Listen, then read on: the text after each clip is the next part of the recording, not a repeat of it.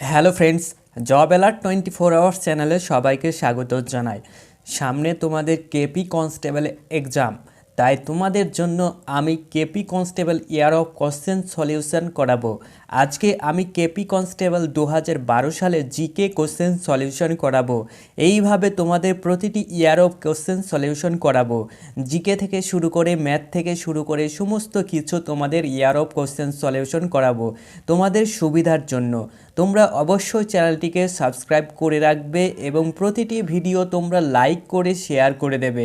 বন্ধুরা, প্রথমে যে প্রশ্নটি আছে সে প্রশ্নটি আলোচনা করব। আমি মূলত অ্যান্সার শুধু বলে দেবো, ঠিক আছে? প্রশ্ন নম্বর 1, মালালা ইউসুফজাই নামটি সম্প্রতি খবরে এসেছে কারণ তিনি হলেন। সঠিক উত্তরটি হবে অপশান এ, পাকিস্তানি নারী অধিকার আন্দোলনকারী যিনি পাকিস্তানি তালিবান কর্তৃক গুলিতে আহত। প্রশ্ন নম্বর 2, ভারত সরকারের অর্থ মন্ত্রকের মুখ্য অর্থনৈতিক উপদেষ্টা নিযুক্ত হয়েছেন। সঠিক উত্তরটি হবে অপশান এ, কৌশিক বসু। প্রশ্ন নম্বর 3, নিম্নলিখিত কোন জোড়টি সঠিক? সঠিক উত্তরটি হবে অপশান ডি, গগনজিত ভুল্লাভ গল্ফ। প্রশ্ন নম্বর 4, নিচের বাক্যগুলির কোনটি সঠিক? সঠিক উত্তরটি হবে অপশান সি, দুটোই ঠিক। প্রশ্ন নম্বর 5, যে যন্ত্রের সাহায্যে যান্ত্রিক শক্তিকে বৈদ্যুতিক শক্তিতে রূপান্তরিত করা হয় সেটা হলো অপশান এ, ডায়নামো। আমি প্রতিটি প্রশ্ন বলছি না, option A B C D করলে অনেক টাইম চলে যাবে, সেজন্য আমি যেটি সঠিক উত্তর সেটি বলে দিচ্ছি। সঠিক উত্তর হবে অপশান এ, ডায়নামো। নেক্সট যে প্রশ্ন রয়েছে 6 নম্বর, তরল পদার্থের ফোঁটা গোলাকৃতি হওয়ার কারণ। সঠিক উত্তর হবে অপশান বি, পৃষ্ঠটান। 7 নম্বর প্রশ্নটি চলে যাব, যখন একটি গ্যাসকে হঠাৎ সংকুচিত করা হয় তখন তার তাপমাত্রা কি হয়? ঠিক আছে, অপশান এ বৃদ্ধি পায়, অপশান বি হ্রাস পায়, অপশান সি অপরিবর্তিত থাকে, অপশান ডি উপরের কোনোটি নয়। সঠিক উত্তরটি হবে অপশান এ, বৃদ্ধি পায়। এবার তার পরের কোশ্চেনটা দেখো, কোশ্চেন নম্বর 8, কম্পিউটার প্রোগ্রামে কী কী থাকে? সঠিক উত্তর হবে অপশান সি, নির্দেশ, সম্মিলিত তথ্য এবং নিম্ন স্তরের ভাষা। তার পরের প্রশ্ন নম্বর 8, কেন্দ্রীয় ধান গবেষণাগার প্রতিষ্ঠান কোথায় অবস্থিত? সঠিক উত্তরটি হবে অপশান ডি, কটক।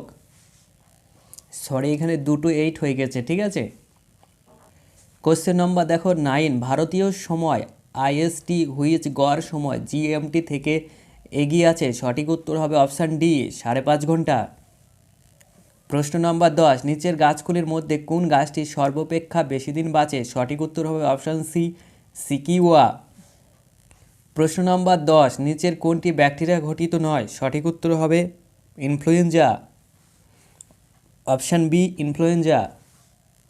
প্রশ্ন নম্বর 11, প্রাপ্তবয়স্ক মানবদেহের কোন অংশে রক্ত গঠিত হয়? সঠিক উত্তর হবে অপশান সি, লোহিত অস্থিমজ্জা।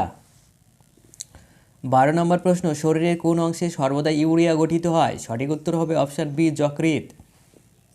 13 নম্বর প্রশ্ন, শরীরের ওজন। সঠিক উত্তরটি হবে দেখো অপশান বি, মেরুতে সর্বাধিক হয়। 14 নম্বর প্রশ্ন, নিম্নলিখিত কোন নীতির উপর হাইড্রোজেন বোমা আধারিত? সঠিক উত্তর হবে অপশান বি, পারমাণবিক গলন। 15 নম্বর প্রশ্ন, শব্দের প্রাবল্যের একক। সঠিক উত্তর হবে অপশান বি, ডেসিবেল। 16 নম্বর প্রশ্ন, জল ভরা মেঘ কালো হয় কেন? সঠিক উত্তরটি হবে অপশান ডি, এই সকল মেঘের জলীয় বাষ্পে প্রচুর পরিমাণে ধূলিকণা ঘনীভূত থাকে। 17 নম্বর প্রশ্ন, পাহাড়ে বায়ুমণ্ডলীয় চাপ কম হেতু জলের স্ফুটনাঙ্ক। অপশান এ, কমে যায়।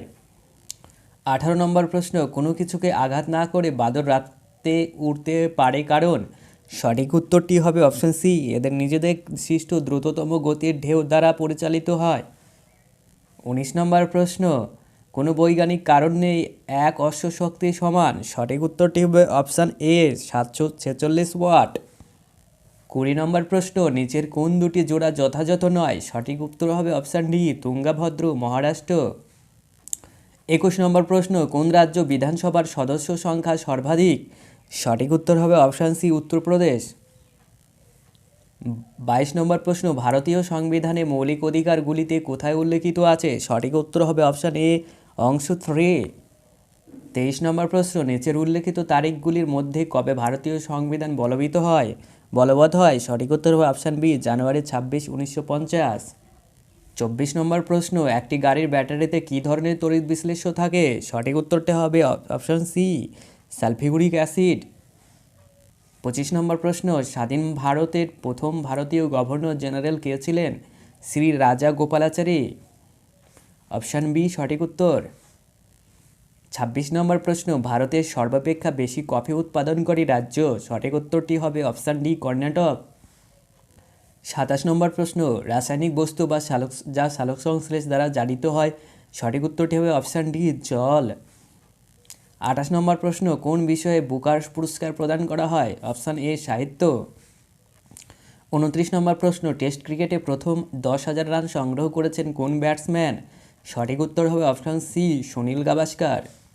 30 নম্বর প্রশ্ন, কোন খনিজ পদার্থ শস্যকে কালো হীরা বলে? সঠিক উত্তর হবে অপশান বি, কয়লা। 31 নম্বর প্রশ্ন, রামকৃষ্ণ পরমহংস কোন স্থানের সঙ্গে যুক্ত ছিলেন? সঠিক উত্তর হবে অপশান ডি, দক্ষিণেশ্বর। 32 নম্বর প্রশ্ন, সৌরজগতের সবথেকে বড় গ্রহ হলো কে? অপশান বি, বৃহস্পতি। 33 নম্বর প্রশ্ন, ব্রাহ্ম সমাজের প্রতিষ্ঠাতা কে ছিলেন? সঠিক উত্তর হবে অপশান এ, রাজা রামমোহন রায়। 34 নম্বর প্রশ্ন, শুষ্ক বরফ কী দ্বারা গঠিত? সঠিক উত্তর হবে অপশান সি, কার্বন ডাইঅক্সাইড। 35 নম্বর প্রশ্ন, ফাউন্টেন পেনের আবিষ্কার কে হলেন? সঠিক উত্তর হবে লুইস ই ওয়াটারম্যান। তো এই ছিল আজকের কলকাতা পুলিশ 2023 সালে যে পরীক্ষা হবে 2012 সালের জিকে কোশ্চেন সলিউশন। শুধুমাত্র আজকে জিকে কোশ্চেন সলিউশন করালাম।